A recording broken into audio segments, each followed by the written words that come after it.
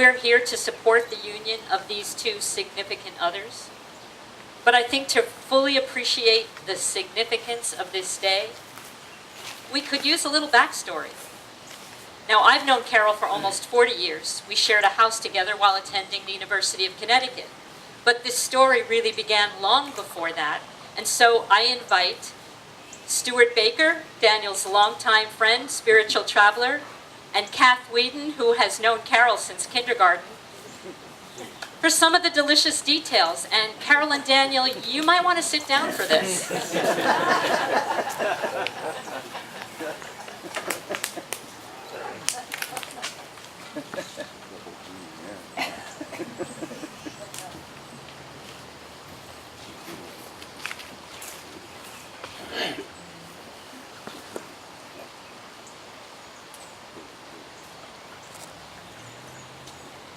So, we are happy to celebrate Carol and Daniel in all of their glory and and share some specifics about their special love story. We'll start by setting the stage with some personal history before their paths coincide in life's precious mystery. From kindergarten on, each grade, each semester, I went to school with the young Carol Kester. I was quite tall, and she was petite. So, from the back of the class, I watched Carol in her front row seat. She appeared to be paying attention at circle time, but I knew what was really on her mind. She was good at spelling and knew all the square roots. But all the while, she was thinking, wow, those Jewish boys are cute.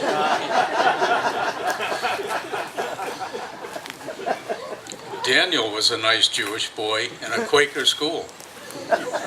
He was an excellent student and very cool.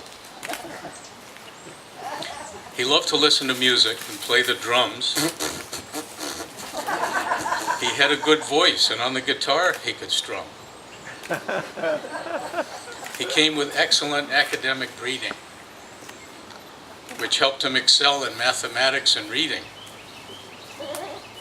His family of high achievers instilled self-reliance with jobs in psychology, law, nuclear physics, and, yes, rocket science.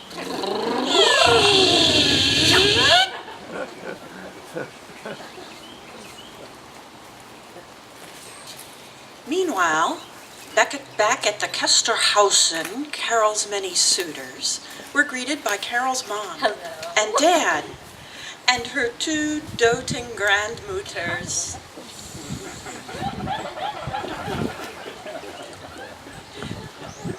The Kesters poured love on Carol, their young, and likewise on Bojax, their oversexed dachshund.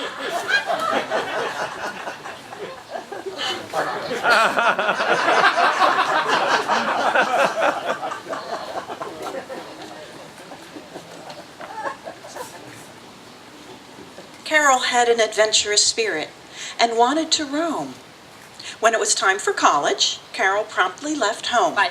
See you later. She studied Native American religions, mysticism, and parapsychology. She was determined to grow and set her mind free. At 16, Daniel drummed in clubs where he was too young to be a patron. He was a carefree teen, still unaware of the problems facing the nation. As Daniel was coming of age and tasting life's nectar,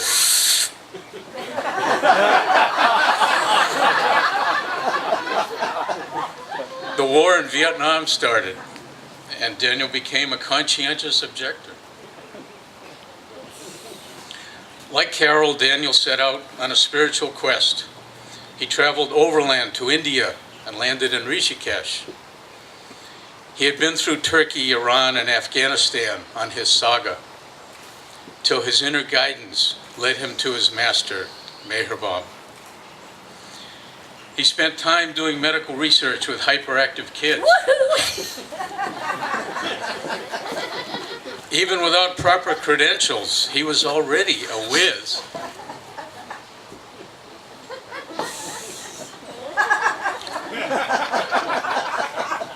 He went back to school for counseling psychology as an experiment, but found his true niche in organizational development.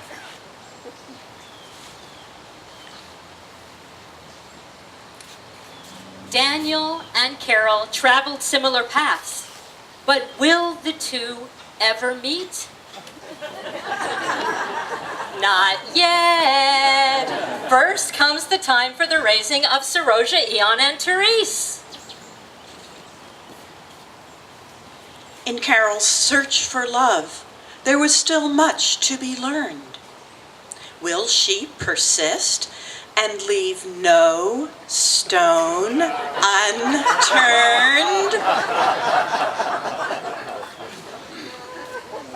And will Daniel, the energetic love and truth quester, ever find himself the one and only Carol Kester?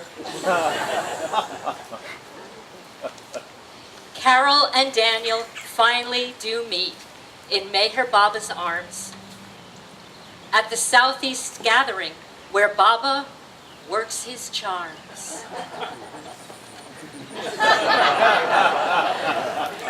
When introduced, they were instantly drawn to each other. But there was still a slight problem. Each was already involved with another.